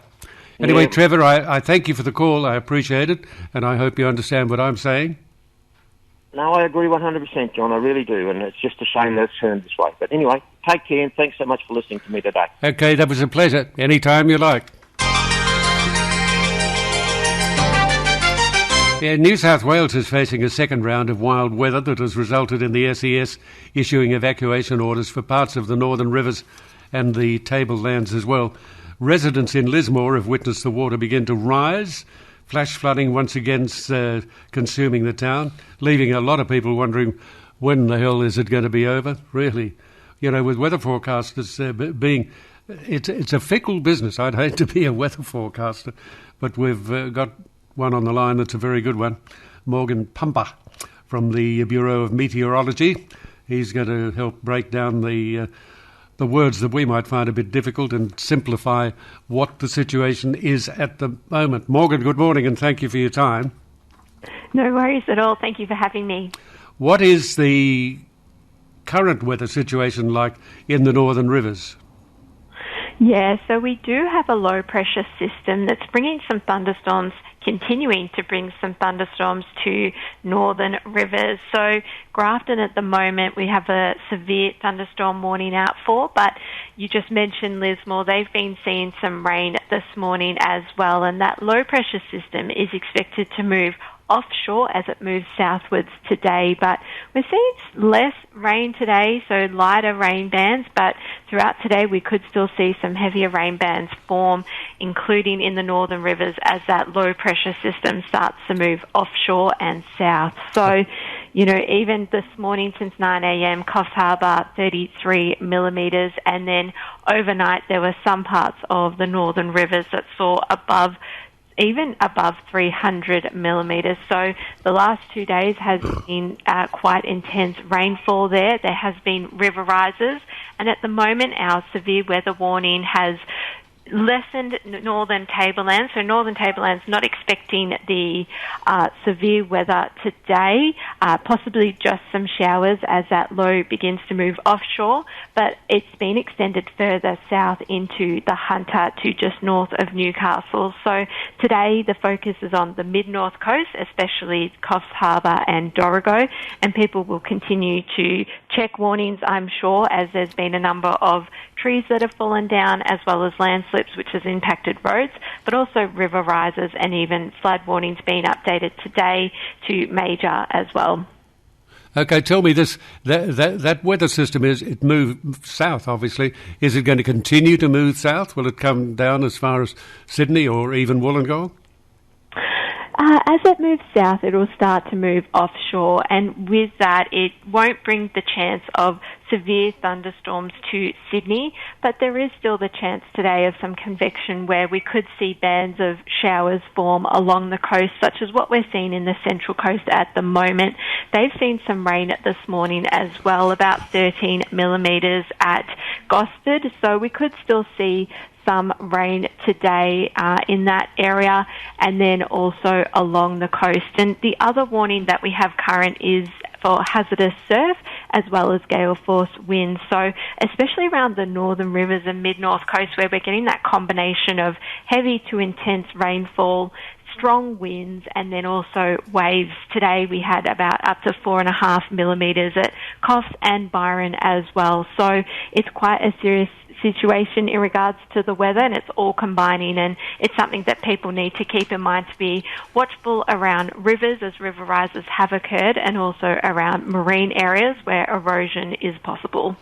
Okay, what is the major concern for the Bureau at the moment? What's the major concern? What areas? Yeah, at the moment, so we have mentioned Lismore, as you said before, and the levee has been overtopped as well through today as we see the focus of that low being more around Coffs Harbour and Dorrigo. So it's there today that we would expect to see the heavy to intense rainfall. There's less of a chance of life-threatening flash flooding, but there is still expected to be dangerous flash flooding, as we have seen quite a lot of rain there over the past few days. And within the northeast, you know, this is the second flooding event or event with heavy to intense rainfall this month. So things haven't had a chance to dry out, which means that rivers are also very swollen, and any rain that they see today, mid-north coast, northern rivers, will just add to the amount of rain that we've seen both upstream over the border in Queensland and downstream in regards to how much rain has been along the coast. So important to keep an eye on the warnings and the forecast. We're expecting it to move offshore by tomorrow morning, even tonight, but that could change. So expecting tomorrow to be drier conditions along the coast, but again, that could change and people should check the warnings. That levee in Lismore has been breached. That surely is dangerous. Is it a dangerous situation for the CBD in Lismore, or is it not going to affect that area? So the SES have made some evacuation warnings or orders, I believe, and so that situation as well with the recent flooding that we've seen, there may be extra debris around, so it's really important that people don't enter flooding waters or rivers, because there's more debris there than what we may have seen last time as people have cleared out homes and cleared out previously flooded materials. So there could be more material within flooded water that people need to keep in mind not to enter or drive through. But the situation there, we do expect there to be today. We've seen an easing of the rain, and as that low moves offshore and south, that rain will ease there compared to the previous days, but we could still see some bands of rain there today, which could, increase the, put more water into rivers that have already risen over the last night and the previous days, and a situation that I'm sure many will be continuing to watch. I bet they will. Last thing we need is more water, though. Yes, absolutely. I think many are looking out for a sunny day and sunshine only, especially in the northeast. But, the chance of rain tomorrow even easing around the northern rivers, but still some cloud about and some showers possible, but much, much less compared to what we've seen in the previous day, where the focus moves more around the south coast with that low moving into the Tasman Sea and moving southwards. The focus in the second half of the week will be the south coast. Okay, well, all we can do is wait and see and listen to what you tell us, because you know, and wait and see what happens. Let's hope it's easy on the citizens who, particularly around Lismore, they've had, that entire area, they've had enough for a while, haven't they? Yeah, absolutely, and especially for those that have moved out of their home into another, friend's home or family home, and they're, looking at the situation and possibly even having to move out of that place if they've moved a little bit more south. So, it is quite a difficult situation, and we're thinking of those people as well. So, we'll all be happy to see the rain ease. You're quite right. We certainly will. Morgan, you've been very informative and very helpful, and I thank you for that, and stay dry. Thank you. You too. Okay, goodbye. Okay, Timothy, are you there? Hello? Yes, Timothy. Hello. So I just think it'd be... So someone made comment, the Pacific Highway is closed again in the Ballina region. I've been searching desperately for any news on it. Obviously, I'm up here, and unfortunately, I'm connected to our wonderful NBN, so I have very limited access to the internet if it rains.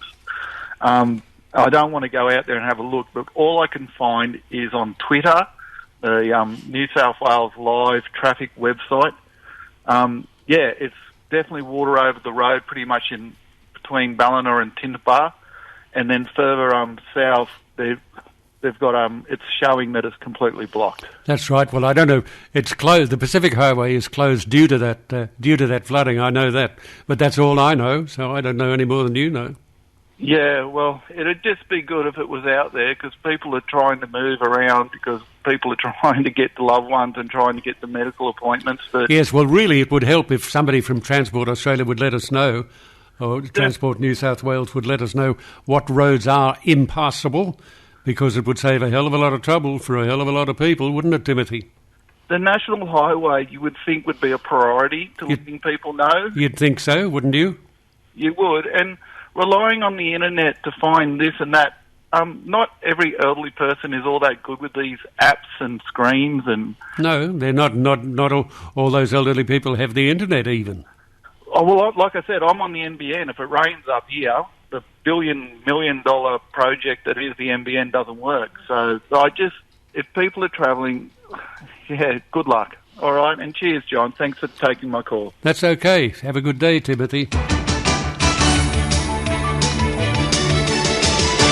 Well, Newcastle forward Mitch Barnett has paid a pretty heavy price for his shocking elbow on Penrith Chris Smith, with the NRL judiciary suspending this fella for 6 months. Mitch Barnett, 6 months.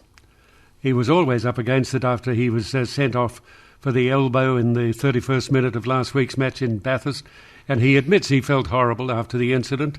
Well, so he should have. Mitch Barnett has pleaded guilty to dangerous contact after his sending off resulted in the case being referred directly to the judiciary. The NRL's prosecutor had sought an 8-week suspension, while lawyers for the Knights forward asked for a 4-week ban. In the end, the judiciary has landed in the middle with a 6-match suspension. You know, it's a pretty bitter blow for Newcastle's final hopes, and to lose a player like this fella is for so many weeks. He won't return for the Knights until their round 10 match against the Bulldogs. And while he was definitely contrite about the incident, and he was, the other factor weighing against him was the fact that it's the 6th time that Barnett has been charged since 2015. You know, his record is not good, is it? And he's acknowledged the need to look at his recent history and to make the necessary adjustment to his technique to avoid it happening again. Well, keep your elbows to yourself. Lawyers for the NRL twice referred to Mitch Barnett's hit as a brain explosion, and he can be very thankful that the Penrith Chris Smith was not more severely injured. That might have pushed any suspension out to 8 weeks or more, longer. The two-member adjudicating panel admitted that they considered the incident to be reckless, while also taking into account Barnett's remorse, and he was remorseful. It's not the look the game is trying to promote, is it? And that's the big thing from the NRL's perspective. At a time when the code is trying to broaden its appeal, it does need to tidy up in those areas. Certainly doesn't need images like that one being replayed anyway. Barnett has got to admit that his contact was high and it could have been lower, and he felt horrible afterwards. Well, you know, he's contrite at least. That's all added up to a 6-match suspension for Newcastle's Mitch Barnett. 6-match suspension. That'll hurt him, but I suppose the contact hurt as well. You know, you just can't play like that. You can't. And it's a good thing that they're coming down hard on it, although it's tough on some people, I agree. Yes, Anthony from Bondi said, I've asked Luke what he does for a living. He said he's a musician. I don't remember him saying that, do you? Anyway, you've remembered something. I don't remember Luke's calls. I make a point of not trying to remember Luke's calls, put it that way.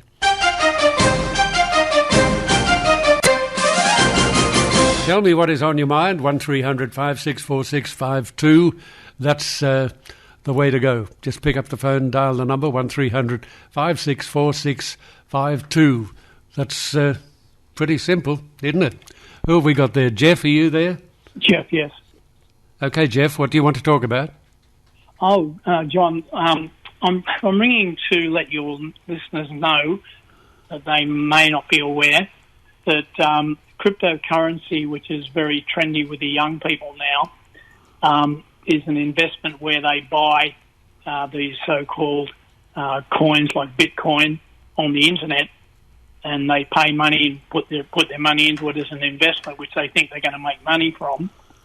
But really, it's the greatest fraud and con in the history of mankind because... Well, let's hang on a bit. That's a pretty sweeping statement to make. Well, the reason I'm making the statement is that it's not backed by any governments. It's not tangible. The people who put it up are not traceable. And the coins that they say that they're selling are not available. And they can just disappear off the internet tomorrow and you've lost all your money, and that's been happening. And it's being used extensively by criminals to hide money. The government's now starting to finally wake up, and they're starting to try and make it traceable so that they can tax the con men, the people that are actually making a lot of money out of a lot of unfortunate, gullible people. Have you invested in cryptocurrency? No, because I'm aware of it, and I have sent a letter to the Prime Minister, to Josh Frydenberg, the Treasurer, and I'm still waiting on a reply, and that was sent last October through Senator Bragg, and I've also sent another one recently too, and I'm not getting replies, and it's a long time, like it's back in October last year. Who uses cryptocurrency?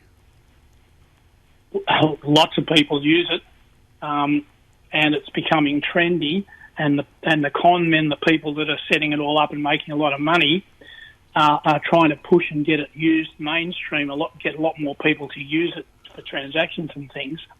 But again, it's not backed by the government. It's not like, we've had our currency, it's been around since Adam was a boy. We've had money, which is all official currency, unless it's counterfeit. But now we're suddenly able to invent this, tech heads have invented this system on the internet where you pay money for these so-called bitcoins, but they don't actually... Okay, but isn't it the same as investing in anything? You've just got to be aware of what you're doing?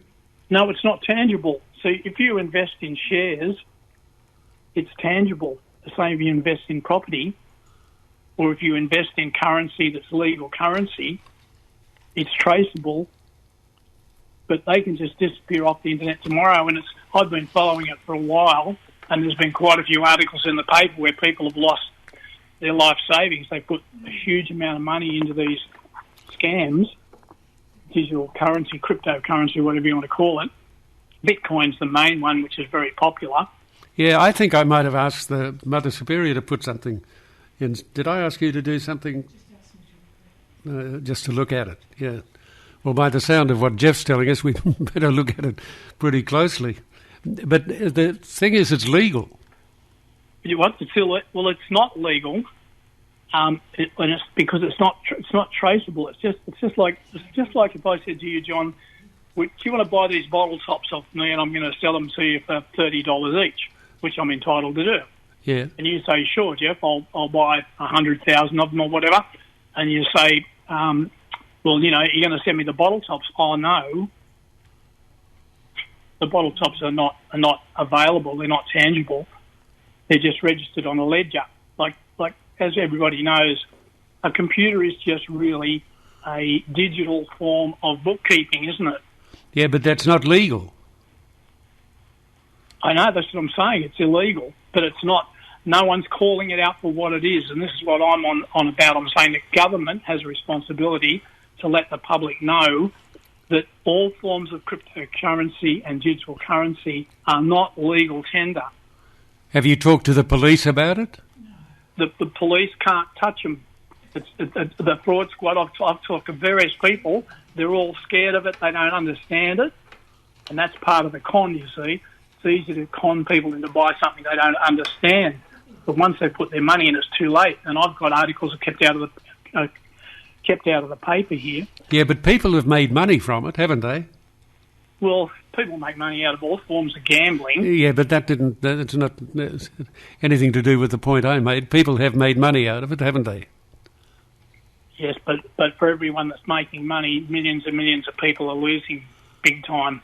Yeah, well, I'm ringing to warn your listeners to, like, as I've spoken to a few people who are fairly money, wise and sensible, they say they wouldn't touch it with a 20 pole, the same as me. I've got property and shares like a lot of people, but when I was first approached about cryptocurrency, I analysed it and I thought, what's all this about? And then I realised that the person who first put up the first digital bitcoins cannot be traced. They don't know who he is. What's that make you think? Can't be traced. Yeah. I buy 100,000 bitcoins and pay $100,000 for them, and then tomorrow they disappear off the internet, pull the plug. I can't trace them. I can't find them. I can't sue them. I can't do anything. My money's just gone. Yep. It's Look, I absolutely get the point that you're making. And I'm just saying that warning your listeners that it's really, when you look at it, right across the world. But you've got to be because anybody you invest with can do the same thing unless you're very sure of the people with whom you're investing. I mean, it's fraud that goes on all the time. But when you make the agreement to buy something, it's tangible. Yes, if it's tangible. Yeah, see? If it is. If I sell you something that's not tangible, it's just an entry on a ledger, there's no backing. It's not tangible. This is what I'm getting at, you see, and that's what the biggest con, I call it the biggest con in the history of mankind, because it's fraud. It's actually fraud. If you look at fraud, the definition of fraud, I'm selling you something that doesn't exist. And that's what this is. Yep, something that doesn't exist.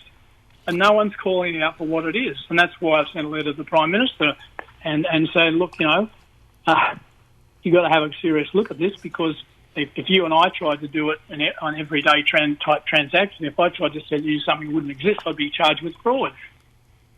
Yeah. All right, we'll look further at it, Jeff. You've made some very interesting points. We'll have a look at it a little more closely and see what we can find out. Yes. Well, Lou O'Brien up here, the local federal member, has sent a letter in on my behalf to the government. But the fact that it's taking so long, I mean, we're talking last October, to get a reply tells me that it's too hard basket. They're all confused. They don't know what to do about it because it's so right and it's happening all the time. That would tell me exactly the same thing. It probably is in the too hard basket. Anyway, Jeff, we'll see what we can find out. Yeah, thank you, John, for the time, and I hope your listeners don't get sucked into any of these scams. Well, I'd like to talk to a listener who's invested and made money. You'll probably get a few phone calls from the ones. But see, people are also very sensitive and their ego's damaged. They don't like to admit when they've been ripped off. No, they don't like to admit it. That's quite true. People love to brag when they've won money. I bet on this and I won this and I won that. They don't run around telling everyone how much they lost because everyone thinks they're a big fool. Yeah. Anyway, you've been very informative, Jeff, and I appreciate your call and thank you for it. I can tell you something, that one disgruntled Liberal senator has wrapped up her time in federal politics acting like a spoiled child after she failed to secure her desired spot on the Senate ticket at a little tantrum. Conchita Fierravanti-Wells. She's angry because she was put in an unwinnable position on the Senate ticket, and she's stinging from the move, and she's lashing out. And how, as a result? The senator attacked Immigration Minister Alex Hawke in an email to the Liberal Party members for sabotaging the Senate pre-selection process, for conducting them in person, which she believed impacted the turnout. Now, it follows her very shameful speech in the Senate on Monday, in which she jumped on the bullying bandwagon, calling Prime Minister Scott Morrison an autocrat and a bully who had no moral compass, and said he was not fit to be the Prime Minister. Pretty sweeping statements for the lady to make. Ms. Fierravanti-Wells even borrowed the now infamous expression cabal to describe how she thought Mr. Hawke ran down the clock to block proper pre-selections.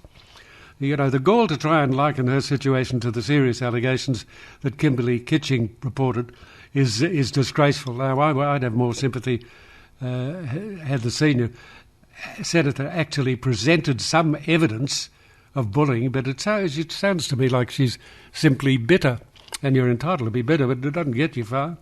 Mr. Morrison has dismissed the attempted character assassination, saying she was just disappointed and she lost the pre-selection battle, and if she was truly concerned, there were avenues to complain for an assessment. Well, Miss Fierravanti-Wells even admits that because she only lost by a number of votes, she could challenge it if she should wish. But no, she's choosing to retire from federal politics altogether, and I no doubt that she will make any formal complaint. She knows it's all hogwash, so she'll shut up now. I hope.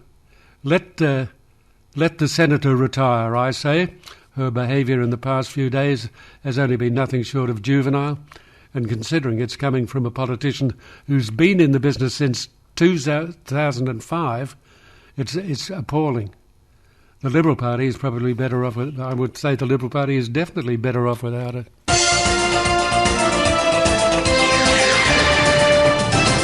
1300 if you would like to give us a call and tell us what is on your mind. Pick up the phone, dial the number and tell me all about it. Cher pays de mon enfance, bercy de tendresse aux yeux, je te garde dans le cœur. Yep. Tell me what is on your mind. 1300 David, are you there? Yes. Okay, David, what do you want to talk about? Oh, well, I heard someone talking about how crypto should be stopped, and I thought it might be important to get an opposing view. Yeah, okay, go ahead. Well, Australians are pretty well educated, and we've established a lot of very successful crypto companies in Australia, places like BTC Markets and Independent Reserve. These are large companies that, you know, buy and sell crypto and have a lot of smart people working for them. It's an important part of our economy, and to ban it or to get rid of it, we'd lose all of those businesses and that work would go overseas. I wonder how many crypto businesses there are in Australia. There's 6 large ones that I know of. And they've got a lot of employees and a lot of people that buy and sell every day. And we're a leader in the world in this field as well. So we've got a good advantage because we've got good education and people understand it. It'd be foolish to give that up. Tell me, is it any more risky than investing on the stock market? Yeah, definitely. You need to do more research, and there's a lot more personal responsibility. So on the stock market, if something goes wrong, you know, you make a mistake or transfer something to the wrong place, there's an authority that you can appeal to. With crypto, every transaction is final. So if you transfer it to the wrong place, that's it. It's gone. But that's the whole point of it. The whole point is that there is no authority that you can appeal to. That has a side effect, which is that transactions can't be reversed. You know, there's a lot of finality in it. It's the whole point of the system. Why is finality required?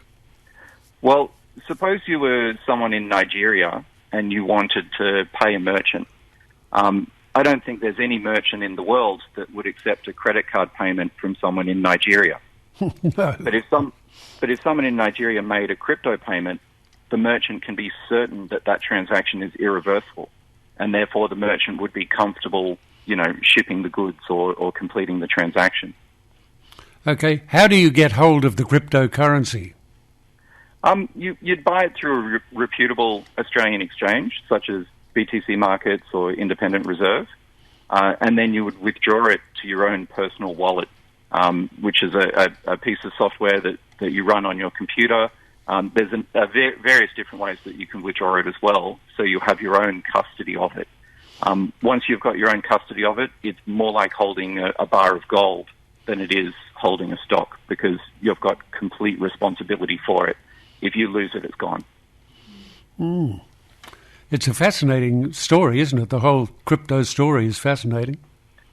I started in 2011. I've actually got a background in cryptography. And I saw it in 2011 and started reading about it, and I haven't stopped since. It's been a really amazing journey. Have you made a lot of money? Yeah, I'm actually retired because of it, and I advocate for it now. So that's why I think it's important that your listeners get an opposing view. Who pays you to be an advocate for it? Nobody. It's done so much for me that you know, I just think it's important to let people know that it is an option out there. I wouldn't recommend that people put 100% of their portfolio into it. That would be reckless. But a small percentage, you know, 1 or 2% of their portfolio into crypto could perform very well over the next 5 to 10 years, and would give you an introduction to a new and exciting asset. Oh, you're a good salesman. You pay tax on your earnings, though, don't you? A lot. They should open a hospital wing because of the amount of tax I've paid. I had a cry the day I had to pay tax, but nobody went broke making a profit, so it's okay. No, I'm afraid it's something up with which you have to put. Anyway, David, it's been interesting to talk to you, and good luck to you. You're doing well. Good to talk with you, as always. Okay. I'll talk to you again, I'm sure.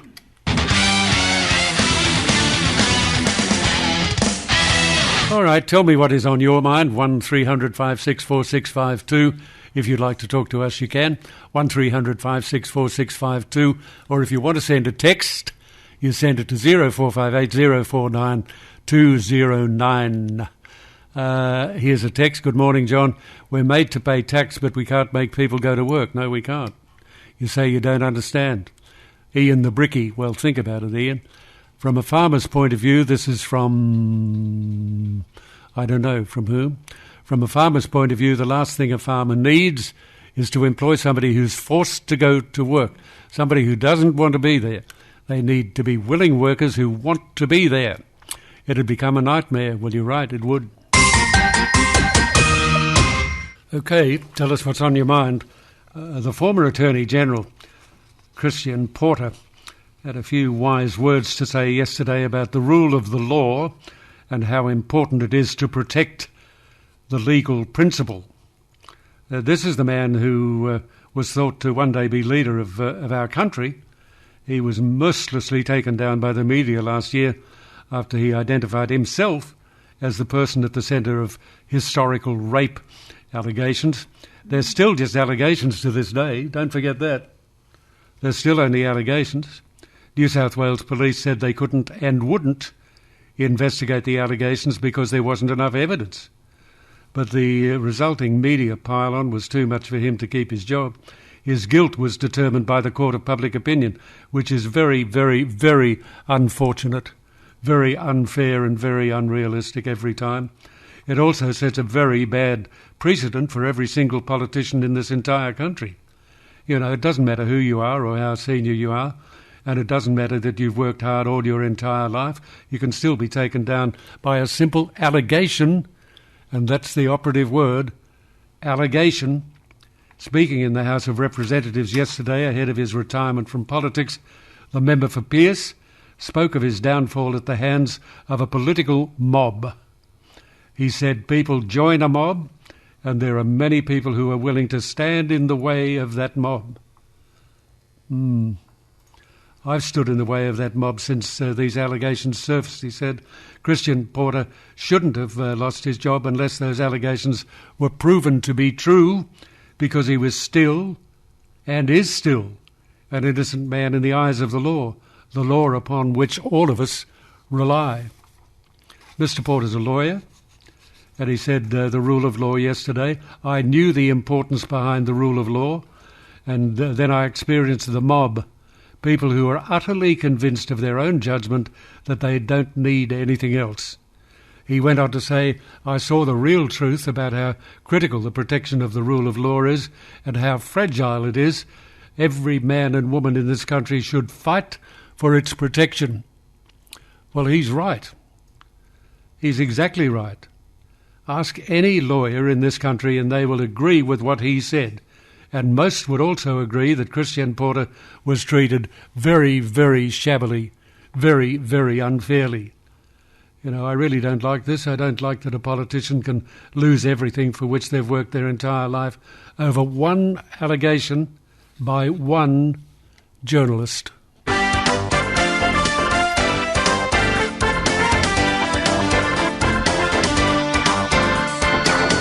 Okay, Ivan, are you there?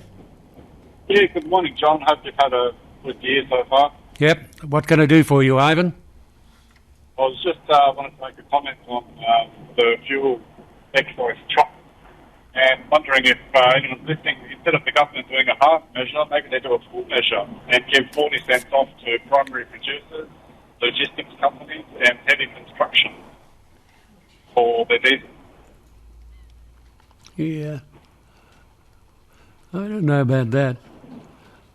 How? Tell me how you do that. Well, they're claiming to give everybody 22 cents off per litre. Yeah, but it's different between the city and the country. I thought the 22 cents was Australia-wide. Yeah. I don't know how it'd work. I really don't know how it'd work. All of us 22 cents, only if you drive. John, I was at the service station. Old mate there doing logistics long haul, putting over $2,000 in his reservoirs. So when I'm here, I'm a builder in Sydney, and I'm saying I'm happy to pay my $2.30 for a little bit longer if old mate and his B-double and the guy who's pushing around a dozer which weighs 70 tonnes, and they're all consuming diesel, and yeah, look, farmer, I'm going to have to leave you, Ivan. I don't want to, but I'm going to have to. But people in the city deserve a bit of relief from petrol prices too. I mean, you might be happy, but a lot of people wouldn't be happy. I think we all need a bit of relief at the bows